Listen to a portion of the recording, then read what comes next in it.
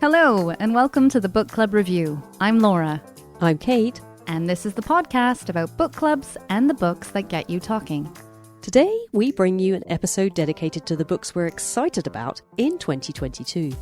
We're joined by Chrissy Ryan, creator of Bookbar, the London bookshop and bar that embraces the social side of reading, and Elizabeth Morris, former book publicist, bookseller and literary events manager, now creator of the Crib Notes newsletter, in which she recommends books for new and busy mothers. And so keep listening for wide-ranging reviews and recommendations at the cutting edge of the UK publishing scene.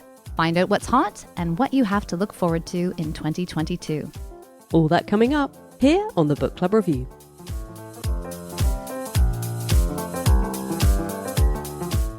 Before we hear from the experts, Laura, have you had that experience of reading a proof and getting really excited about a book before it comes out? You know, we don't get many proofs. Not really. It's not our show's USP. I don't know. Listeners, you'll know we discuss the books that our book clubs have chosen. And then beyond that, Kate and I are quite wide-ranging readers. The Vancouver Public Library is my go-to at the moment, and there's no advance copies there. That said, I did get a copy, I think last year, of His Only Wife by Peace Adzo Mehdi, if you remember me talking about that one. What I most took away is how beautiful some proof copies are. They often lead with a quote on the front cover and on the back. They don't have all the typical sales copy ready. I don't know. It was interesting. I mean, for me, proofs just don't really suit the procrastinator, which I am. I have a tendency, if I ever do get my hands on something in advance, to then put off reading it until the point where actually suddenly it's publication date, and I've lost all the advantage that I might have had from being ahead of the game. But looking ahead, there are a couple of authors coming up I know have books coming out this year that I am excited about, and I think you will be too. Elif Batuman, who wrote The Idiot, which we both really love. She has a sequel to that book coming out. I did see that. I think I forgot to mention it in our end of the year review, but I had seen that. And I loved The Idiot by Elif Batuman. It was so funny. It actually made me laugh aloud. Yeah, me too. The new one is called Either Or, and that comes out in May. And also Patrick Radden Keefe, who wrote Empire of Pain, which is the book about the Sacklers, which won the Baillie Gifford Prize this year, and which I just adored. He has a new book coming out. It's called Rogues. It says a non-fiction read collecting together 12 true stories from Patrick Radden Keefe's most celebrated articles in The New Yorker. From money laundering to black arms merchants, these stories are brought to life with literary journalism, offering true crime readers a thrilling new portrait of criminals and heroes. Now, I'm not actually much of a crime fan, but I'm a huge Patrick Radden Keefe fan. I would read anything he wants to write about. So that's coming out in June, and I'm excited about that one. I would definitely read that. Well, are you ready to hear from some true book world insiders? Let's do it.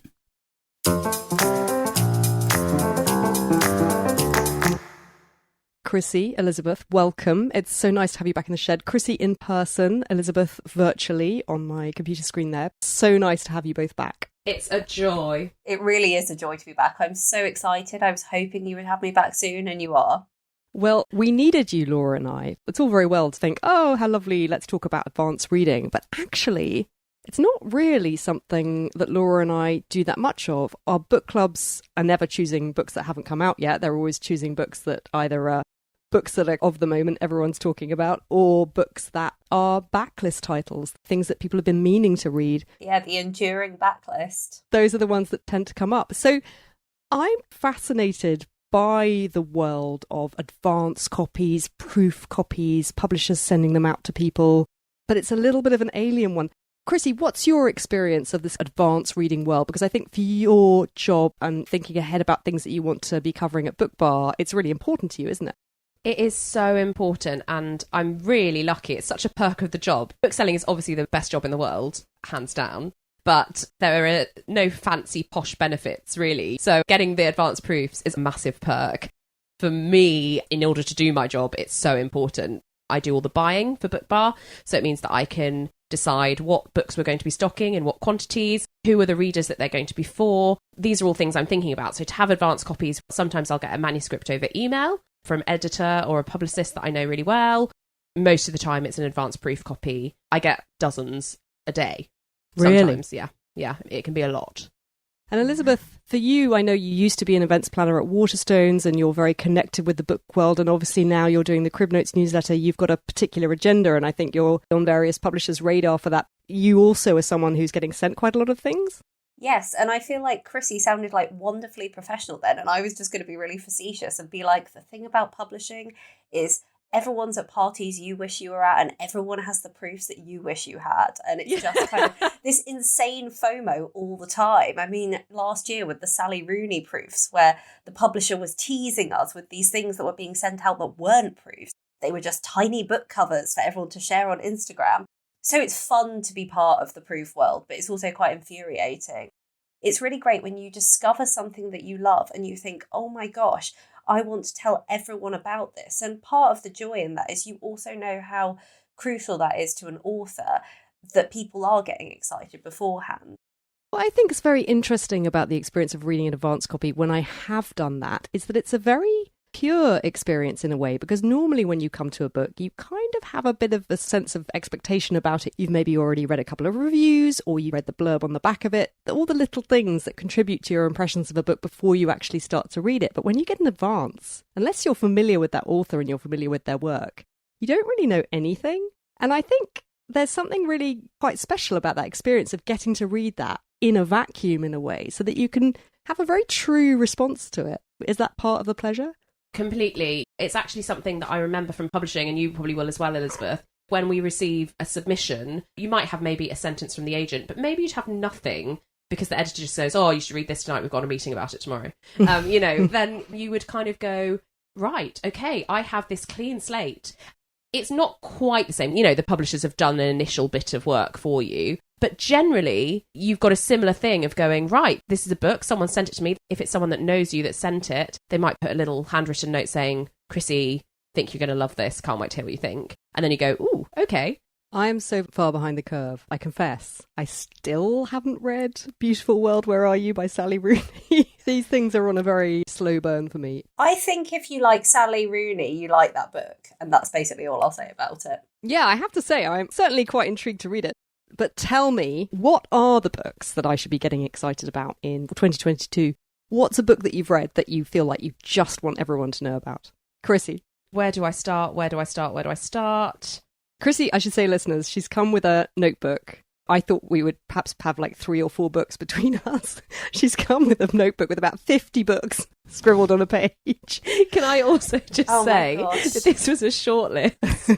I love it. Because I have a spreadsheet. This is a work spreadsheet. When I receive a proof, I put it on there. Or when I hear about a book that I think I might like to read or that I think is going to be good for Bookbar, then I will put it on there and the date and the publisher and whether I've got a proof of it or have requested one or whatever it might be. And then any notes about whether I'd like to do an event with them or how it might fit into the overall strategy of what's going on with Bookbar. So that's a very long list. And then this was my kind of like, ooh, here are the ones that I'm most excited about from that. Okay. So I think I actually would really like to begin with a book called Brown Girls. It's actually coming out in February, so you don't have long to wait. It's only coming out this week. And it's the most beautiful and unexpected book. It's the interweaving stories of a group of young women who are growing up in New York. You start with them when they're quite young and you see them grow up to become the first young women and then fully fledged adults. They're all women of colour. It's almost this kind of chorus of voices. It's so cleverly done. And I thought it was so powerful and addictive to read. I'm really excited about it. Who's that by? It's by Daphne Palasi Andreades. Oh, an author I've never heard of. It's debut novel. Debut novel. And it's very slim, which is also quite nice for a busy bookseller. Yeah. I have got to the stage where I always want to cry with gratitude when a brilliant but slim book comes along. Claire Keegan, small things like these. I was like, oh my God. So true. But maybe I'm also a little bit conscious of this because I'm trying to read The Magic Mountain for our episode on long books that we've got coming up, which is the sort of book that makes you want to weep with gratitude every time you come across a short, brilliant book. That's the effect that Thomas Mann has on you, I think. Shall we go to Elizabeth? You know what? I am going to start with Sandra Newman. For me at the moment, that is the one. Sandra Newman, I don't know if you guys have read her before. Her last book was The Heavens. Yes. It's so amazing. She's this really ingenious genre-bending writer who really does literary books with a dystopian edge, or more than that, more than a dystopian edge. She's just really great at these exquisite high-concept novels. Her last book, The Heavens, was a time-slip novel between a fictional New York in the year 2000, where a woman was president and the world was at peace, and Shakespearean London, and this woman who keeps waking up in Shakespearean London. The book almost feels like magic when you're reading it. So I was really excited about this new one, which is called The Men, which feels totally different. That's the thing that I'm astonished by, is her ability to make something completely original and new each time. So this book is basically set now. It's about this moment in time where everyone in the world with a Y chromosome just vanishes. Sons, husbands, men in operating theatres working as surgeons, people in the middle of having sex, everyone, they just vanish. And all the women come together to try and create this new society whilst making sense of what's happened. It's quite frightening. Yeah. What happens is this footage of all the disappeared men starts showing up on people's computers, of the men marching through these barren landscapes with these huge weird animals, and there's something really sinister and barbaric and odd in this footage, and women are saying, oh, what's going on? Meanwhile, there's this whole conspiracy theory called the Burning Girls, about loads of teenage girls, women as well, setting themselves on fire to sacrifice themselves so all the men would disappear. The heroine is this woman who has a husband and a 3-year-old child. In her life formerly, she's been tangled up in this sort of misogynistic crime that you learn more about. And this for her is an opportunity for life without this hanging over her. The book is so gripping, it's so weird, and it's so pacey. I couldn't put it down. It really interrogates this idea of a feminist utopia. So, you know, like Naomi Alderman's The Power, which was about women developing this sort of power almost to electrocute people that men didn't have, and how that shifted the balance of power in the world. It's similar to that. I would say there's more nuance, and that's not a diss to The Power. It's just so good. Honestly, I just couldn't put it down. When does The Men come out? It's in June, and it's Granta who are publishing it. So that's quite a long way off. I mean, I feel in a slight state of suspense already as to, well, how does that all pan out? Actually, that's the thing that's hard with proofs, is when you've got all this energy behind you to talk about a book, as I have. I haven't posted about it on my Instagram yet because I'm like, but no one can read it. And that's the thing as well. There's sometimes where that is exactly the case, where you just are like, I wish I'd held off for a bit reading this so that my energy will help to propel myself into my campaign for the book, you know? On the other hand, sometimes reading it in advance and having time to distill your thoughts about a book can be really helpful. I found this with the Hanya Yanigahara to Paradise, which maybe we should talk about. Let's come on to it now. I mean, this is a big release. Her previous book, A Little Life, I haven't read it, but I certainly know almost everything about it. I almost feel I don't need to read it because I have read so much about it. Yeah. And I think my hesitation in reading it was I really felt like, do I need to go through that? My impression has been from people writing about it that it can be almost quite a traumatic experience in and of itself reading it. But the other thing people always say is it is so unbelievably compulsive. They go into this world and they can't put it down. And so, yeah, there's a huge sense of anticipation about To Paradise, which is just coming out now. Is it early February? It's just come out. So this is really the book of the moment, isn't it? But you two, of course, because you are in the advanced readers world, have already read it. Am I right? Yeah, I was really lucky to get to read it sometime in early autumn. But I am such a Hanya Yanigahara fan.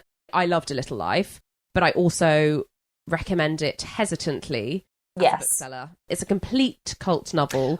We should say quickly, shouldn't we, for anyone who hasn't read it and perhaps doesn't know about it, A Little Life is about 4 friends. Yeah, it's the story of 4 friends who are in New York after graduating, and it's about their lives over several decades.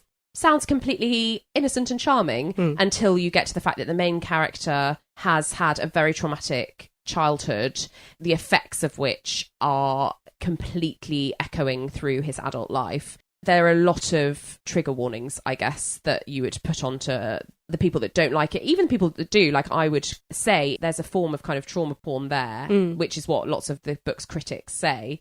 But what I love about A Little Life is that the main character, Jude, has the most rich and wonderful life that you get to experience with him. The tragedy of it is that he can't see it himself. It's brilliant on male friendship and New York, and it's a queer story as well. There's lots of layers to it. So it's a book with a very passionate, devoted fan base. Will those fans... I mean, I hate that book, actually. No, that is too divisive. Crass. No, I actually really loved that book when I was reading it, and I couldn't put it down, and I was like, it's the most amazing thing ever. And then after I read it, I started feeling really uneasy about it and really hating it. And I think, again, picking up on that trauma porn thing you're talking about. So I was really bracing myself before To Paradise, and I wasn't actually planning to read it. And then I read an interview with her in The Guardian, and I just downloaded it. Sorry, Chrissy. Downloaded it onto my Kindle instantly and was like, okay, I have to read this. And now I can't stop thinking about it at all. I've been scouring the interviews for people's opinions and for reviews because I just want to be talking about it and thinking about it all the time. It's very different to A Little Life. Having just explained what A Little Life is about, To Paradise feels very different. It's set around the same townhouse in New York over 3 different centuries. You have the first third that's set in 1893 in an alternative New York in which New York is a member of the Free States, which is separate to the United States. Much more liberal. Gay marriage is commonplace. Women have high-powered jobs like court judges. This is not an 1893 that we would necessarily know, but at the same time, the prose and everything else about it feels like you're reading an Edith Wharton novel, set around this wealthy family in this New York townhouse on Washington Square. You then cut to 1993, a different... Is it an alternative reality of New York just 100 years later? Is it the same New York 100 years later? You're not quite sure, but you meet a paralegal in a law firm who's in a relationship with one of the partners of the law firm and is simultaneously coming to terms with his relationship with his father, who is Hawaiian. And you then get the father's reflections of their relationship in Hawaii and his childhood there and all of that. We should say, though, crucially, that the second bit in 1993 is at the height of the AIDS epidemic. That's very crucial. Illness is kind of a theme throughout the book. You know that that's what they're talking about, this stigmatized illness.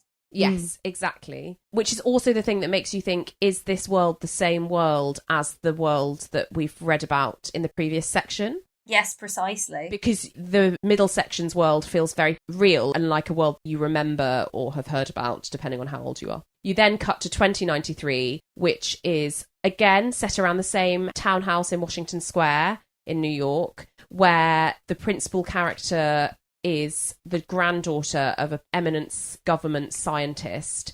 Epidemiologist. Exactly. Where in this world, over the last 100 years, there have been a series of global pandemics that have ravaged society and essentially made it quite dystopian. So it's really, really hard reading, I found. Yes. Hard in the sense of depressing or just sort of hard work? Hard as in depressing. It's not hard work at all. That section at the end is actually 50% of the book. It's half of the book, and I flew through that. As Chrissy's saying, there's a real sort of Edith Wharton, Henry James, again, Hanya Yanigahara's crisp, fine writing. You get that in the first bit, but then at the end, it's incredibly thriller-esque and raw, isn't it? Yeah, I think that, to me, although it was the bit that made the book the hardest bit to read, because it was so... It made me think, God, is this what it's going to be like? Is this the rest of my life? You know? Yeah, I thought that too. Yeah. Oh, no. That which was really hard. There's a bit where the grandfather is talking about the cruelty of having children in the world that we're going to have. And that hit me hard. And I was just like, oh, God. Yeah, I really had to take a step back and go, look, this is an author who I admire hugely, but it is fiction and it is one expression of a possible world. And it's actually doing more than that. I don't think she's trying to predict the future. And I want to say that actually, because that is what it felt like reading it. And then since having that time to digest, I've definitely felt that's not what she's trying to do. Actually, what it feels like she's trying to do with the book is think about human progress and can humans progress? Because the most forward-thinking section of the book is the first one. But it's deeply racist. So that's the thing that's really interesting. And it seems like in each part, she is also meditating on this idea of how a privileged few can access progress, but maybe others can't. Exactly that. So I feel like what she's trying to do is think about, is one person's paradise another person's oppression? And what does that look like? Yes. That's such a great way of distilling it. That's what I've been spending the last 4 months doing. It's a really epic book in comparison to A Little Life, which did feel very epic, but simultaneously very intimate. Different way. Yeah, this feels really epic in terms of it's really philosophical. It's thinking about huge ideas. So there's so much to unpick and distill. But at the same time, I probably haven't quite figured out what it means to me yet.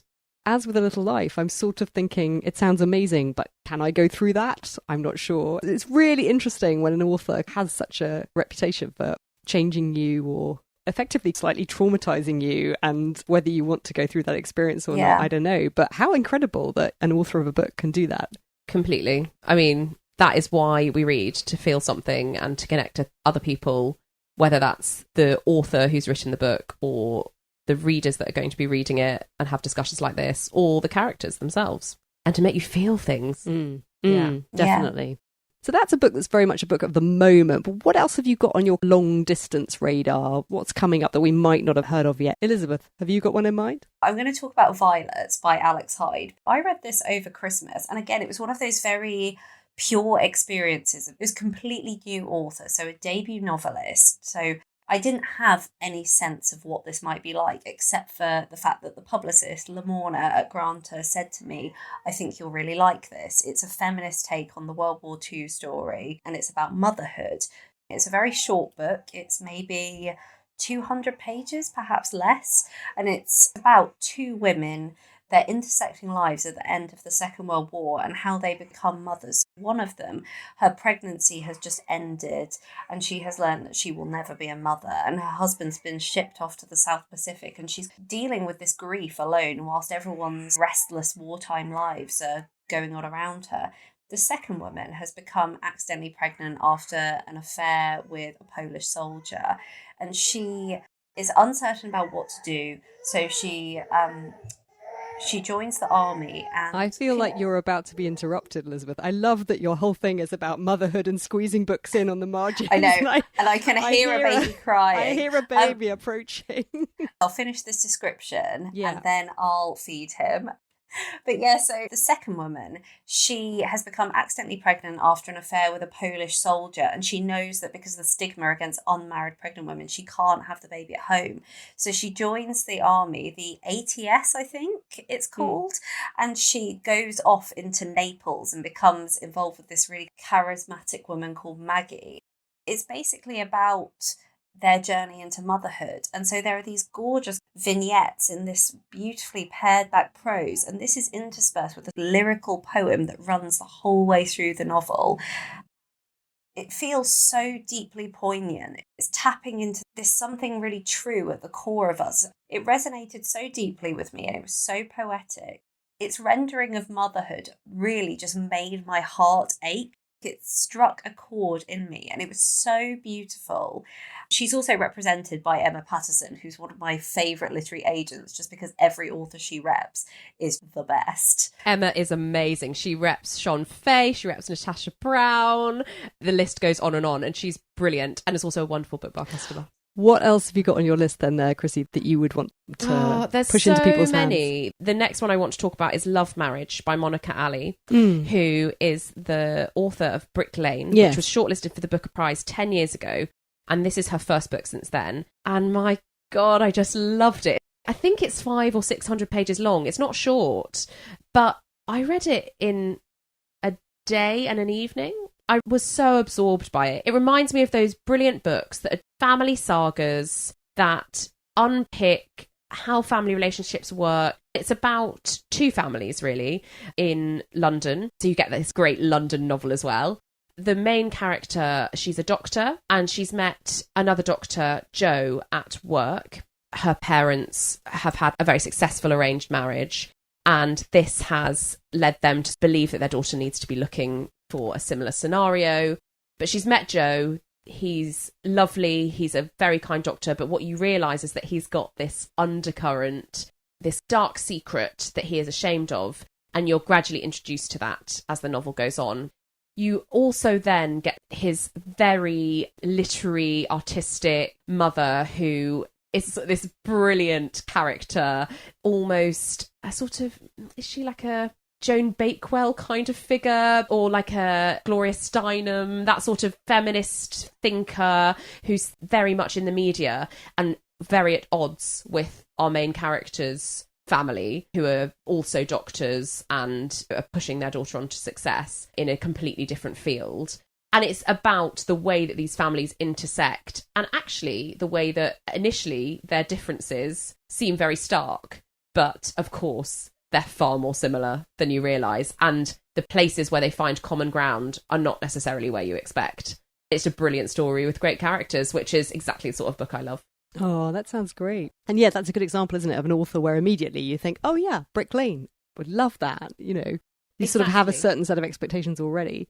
I always think it's a little bit unfair because, you know, talented authors, you wouldn't really expect that one book is going to be like another. And I think sometimes that can be hard, can't it, when people loved one thing and then an author writes something very different. I'm thinking of Transcendent Kingdom by Yanigahara, where I think that was a really interesting, thoughtful book, but I think suffered in comparison to Homegoing, which I hadn't read, but so many people seem to have really, really loved. And that this wasn't what they were expecting. But, you know, in and of itself, it felt to me a very interesting... Yeah, it's a very different novel. Yeah. I'm just a bit mesmerised now by this cute little baby that's appeared on screen. Hello. Little young reader. Yep.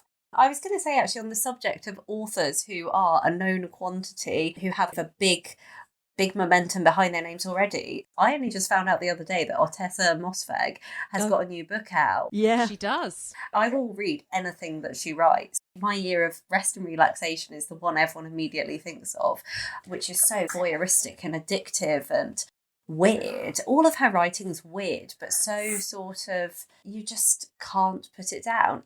I don't know much about it, but the new book is set in a medieval fiefdom, and it's about a motherless boy, and there's a blind midwife who is able to communicate with the natural world in it, and there are supernatural elements. It sounds very weird and dark and addictive, and I'm excited to know more, but I don't actually know a lot more about it. I know I've seen the cover, and it has a dead sheep on it, or possibly a sleeping sheep. The cover is cool. Often the covers of her books also have that kind of duality where you sort of think it's one thing, but actually it's something else, or there's something a little bit. I always feel the cover designers of her books just really nail it. They know what they're doing. But yeah, that's a good example. I mean, I loved My Year of Rest and Relaxation so much.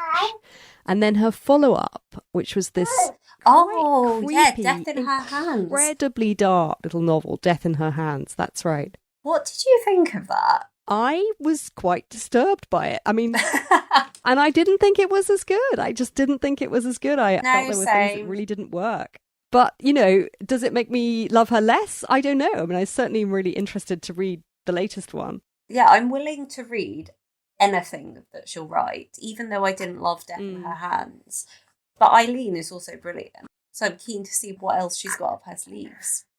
It's nice, isn't it, that sense of anticipation when there's an author you really love. And I've got, this is not perhaps my finest hour, but I read Crescent City by Sarah J. Maas. Are you, either of you, into the Sarah J. Maas fantasy cult? I've never read her books. No. A Court of Thorns. You must. A Court of. Court of ...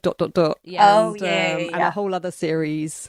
There's Akutar, and there's any Sarah J. Maas fans would just be turning off the podcast at this point because I don't know the name of the second series. But anyway, so the series is Crescent City. The first one's called House of Sky and Breath. And I picked it up very much with a kind of, just YA fantasy. almost like, I'll deign to read this kind of thing. You know, I'll dip in and see what all the fuss was about.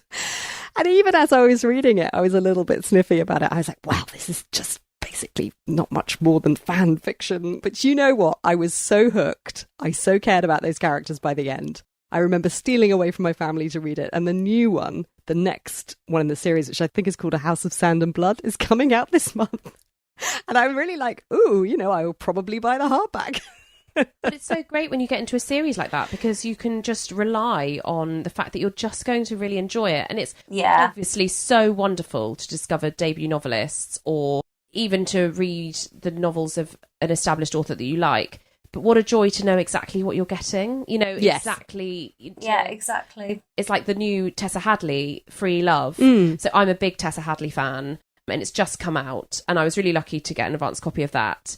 And it was at a time where I was just struggling to figure out what I wanted to read. And I got a proof of this Tessa Hadley novel, which is brilliant. Free Love, it's called, isn't it? Exactly. And it's about a suburban housewife in the 60s, late 60s. She and her husband invite the 20-year-old son of some friends to dinner. She must be in her 40s, maybe late 40s. And, you know, is beginning to kind of process the fact that she's not ostensibly young anymore. She's obviously a very glamorous woman, but things are different and she sees herself differently. And this evening, where this young man comes to dinner, essentially begins this train of events where she ends up discovering the Notting Hill hippie scene and sort of disregards her suburban housewife life in favour of this scene. It's about rediscovery and taking your life back into your own hands. I mean, it's about lots of things, but Tessa Hadley writes so well about middle-class life and London, whether that's in the present day or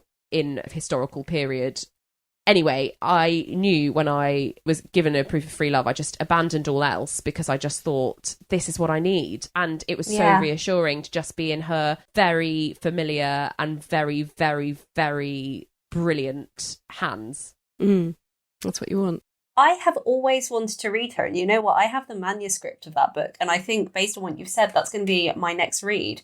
That's how you know you're talking to Chrissy, is when you walk away and you immediately want to go and read something. That's generally been my experience. But Elizabeth, what else have you got on your list?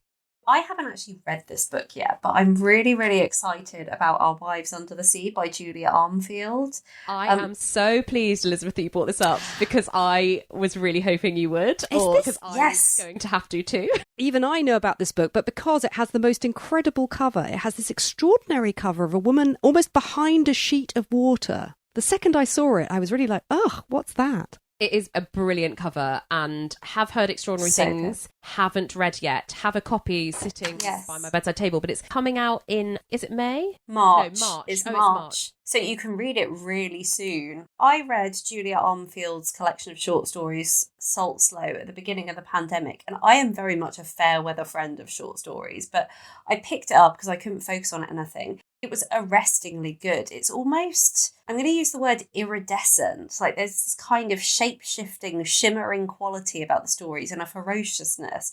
So they really blend the gothic and the mythic with the contemporary. So, for example, there's a story about a punk girl band where their fans really respond to the siren call of their music and riot through the streets and basically like violently assault loads of men and all kinds of things like that. So there's weird mythicness with a strong feminist strand and a bit of horror as well.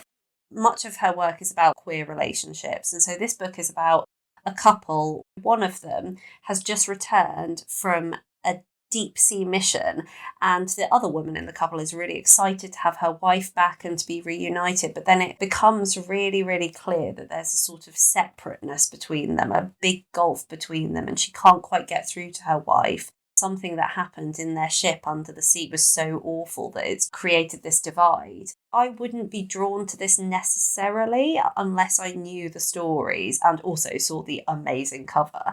But apparently Florence Welch has said it moves fluidly between horror story and love, the gorgeous and grotesque, which of course is a very tantalising line on a book, isn't it? So I'm really excited about that book.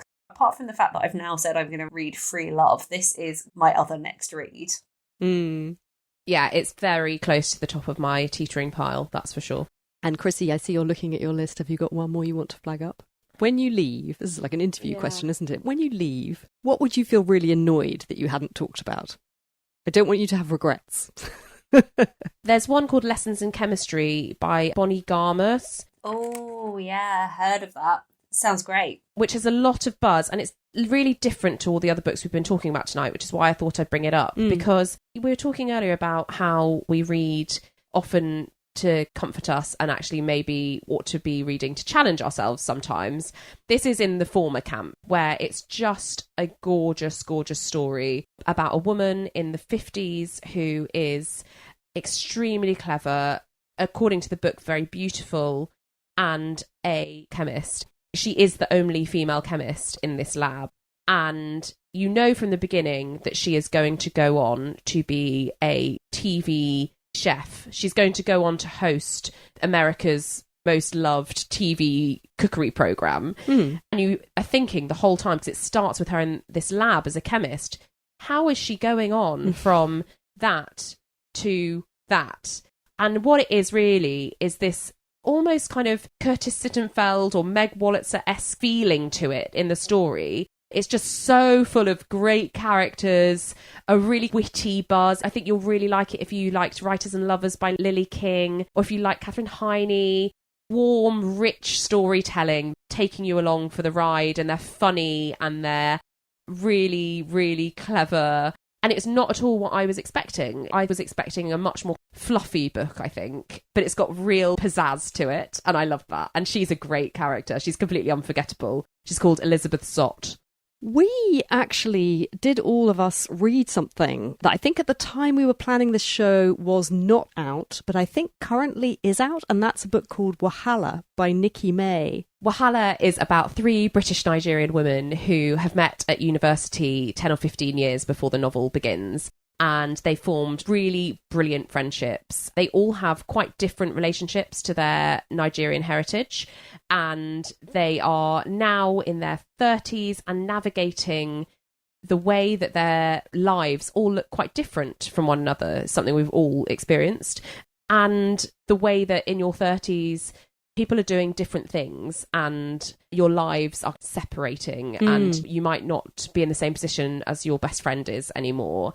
And into this scenario comes Isabel, who is this glamorous, very wealthy... Or is she? Or is she? Because from the very moment you meet her, you're not quite sure about her. She seems to be different things to each of them. Yes, exactly. And what does she represent? She comes into their world and begins to shake things up and causes wahala, which is a West African word for trouble. In a way, immediately I felt very plunged into this culture that's quite alien to me through the descriptions of food, which are very rich and detailed, but very unfamiliar. And she doesn't really translate or do anything to explain all of that. You're really plunged into this world, but in a way that felt really exhilarating and delightful. And yet at the same time, it was so relatable. These characters are all going through things that I felt like knew and understood really intimately from that period, as you say. She captures so brilliantly that period of transition, you know, when your friends are your family. And I love that.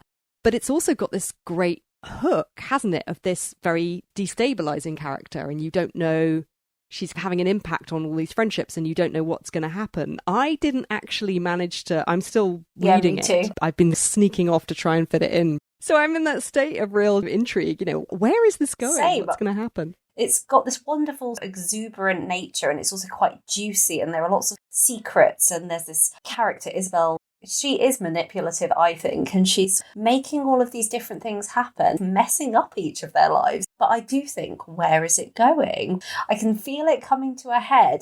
What's really clever about it is that it sort of feels like you're reading a thriller the whole time, even though there's nothing to imply that there's a thriller really happening. It's just so pacey and cinematic and, yeah, it feels very thriller-like. Well, at the same time, it reminded me, when I was trying to think of things as you do, you're like, well, what's this like? Reminded me of Dolly Alderton's book. Exactly. Yeah. Or Anna Hope's Expectation. It's like reading a really brilliant book about South London and female friendship. And then there's also the undercurrents of the fact that these women are mixed race and the implications of that on their lives as well. Even though that's a very subtle thing, which I think is brilliantly subtle. And then you also have the joy of living in London and the vibrancy of that and going for cocktails with them. And you sort of want to sit down and have bottomless brunch with them and then go on for jollof rice. I was really lucky to interview Nikki May at Bookbar a few weeks ago in an event. And that was what she was saying. She was like, I just wanted to write a novel that were like women like me, who, yes, have two cultures. And those two cultures are wonderful. And I get to live both of those lives. But also, I just wanted to write a really fun novel that was about being a woman in London today. It is really fun. And all those details you're talking about, the cocktails and also the outfits, it inspired me to book a haircut, and I also painted my nails inspired by that book. It's got this kind of lovability and exuberance.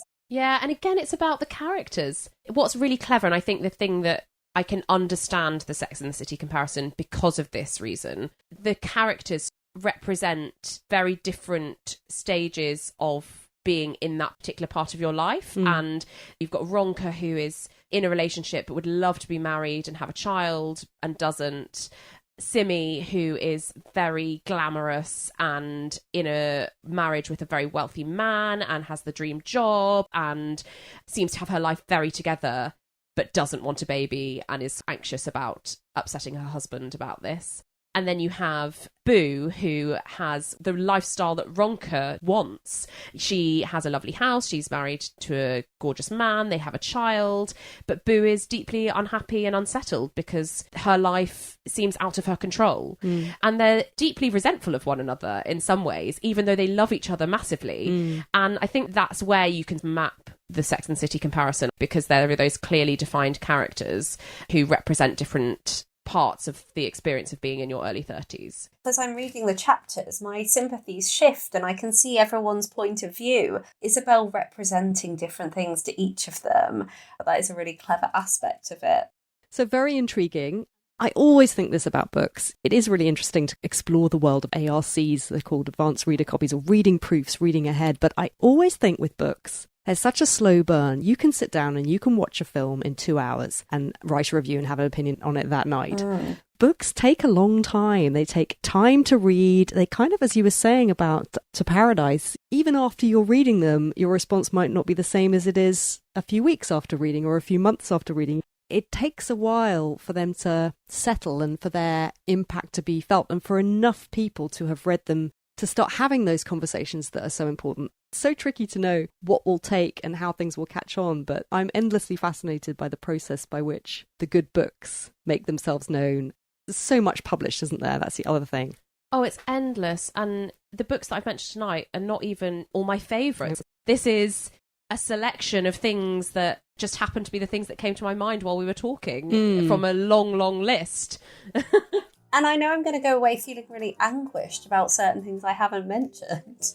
Well, all this just makes me think that we must make this a regular thing. I can't imagine anything nicer, actually, than checking in with you two every once in a while just to find out what we should all be looking out for. Thanks so much for coming. To think, I actually had a slight qualm on me. I thought, oh gosh, I hope we're going to have enough to talk about. What was I thinking? Elizabeth and I think you will never have to worry about that. We can blether and blether and blether. It's so true.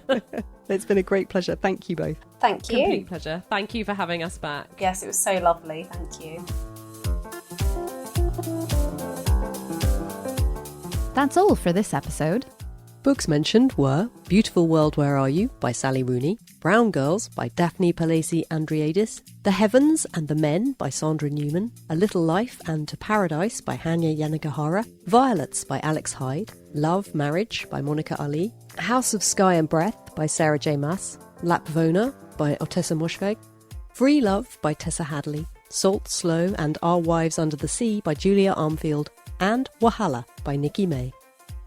On our next episode, we're going to be discussing Thomas Mann's classic, The Magic Mountain, and considering long reads more generally. Is investing several weeks, dare I say it, months of your reading time in one book worth it? And if you're going to do it, which tomes do we recommend? One of our favorite power readers, journalist and friend Phil Chafee, is joining us, so don't miss it. This episode was produced and edited by me, Kate Slottover. You can find out more about Chrissy and Bookbar at her website bookbaruk.com, and you can sign up for Crib Notes at tinyletter.com/cribnotes. If you enjoyed the show, check out our website, where you'll find our archive of over 100 episodes to browse through, on everything from the Booker Prize winner to quirky classic Lolly Willows. You can also explore our library of book reviews and articles, including our latest on books to fall in love with for Valentine's Day and beyond. If you'd like to see what we're up to between episodes, follow us on Instagram or Facebook at Book Club Review Podcast, on Twitter at Book Club RVW Pod, or email thebookclubreview@gmail.com. If you liked the episode, please do make sure you leave us a rating and review. It really helps us to reach new listeners. But for now, thanks for listening and happy reading.